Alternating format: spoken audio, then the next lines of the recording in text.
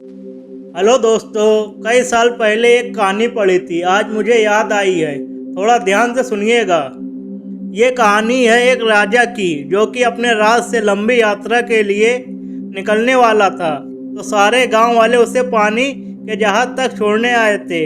जैसे राजा पानी के जहाज में बैठने गया तो एक आदमी राजा से बोला, राजा आप जब समुद्र पार करके आगे जाएंगे तो आपको एक जंगल में 2 फुट का आदमी मिलेगा और आपको लड़ने के लिए चैलेंज करेगा, तो आप उसे जान से मार देना। राजा ने बोला ठीक है। और राजा जैसे ही समुद्र पार करके आगे निकला, उस आदमी के कहे अनुसार राजा को 2 फुट का आदमी मिला और उसने राजा को लड़ाई के लिए चैलेंज किया। राजा ने चैलेंज स्वीकार किया और राजा चैलेंज जीत गया। लेकिन राजा महान था, राजा ने उसे जान से नहीं मारा और राजा आगे बढ़ गया।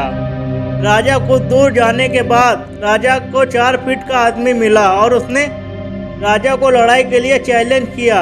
राजा ने चैलेंज स्वीकार किया और राजा फिर से चैलेंज जीत गया। लेकिन राजा महान था, राजा ने इस बार भी उस आदमी को जान से नहीं मारा। फिर राजा आगे बढ़ गया और उसे आगे 6 फीट का आदमी मिला और उसने राजा को लड़ाई के लिए चैलेंज किया। राजा ने फिर चैलेंज स्वीकार किया। राजा फिर चैलेंज जीत गया। लेकिन राजा महान था, राजा ने इस बार भी उस आदमी को जान से नहीं मारा। राजा आगे बढ़ गया। राजा के कुछ दूर जाने के बाद फिर राजा को राजा से बड़ा आदमी मिला और राजा को लड़ने के लिए चैलेंज किया। राजा घबराया लेकिन चैलेंज स्वीकार कर लिया और राजा लड़ते लड़ते विचलित हुआ और राजा का एक हाथ भी टूट गया। लेकिन राजा चैलेंज जीत गया और उसे राजा ने इस बार जान से मार दिया। अब मुझे बताइए कि महानता किस बात में है।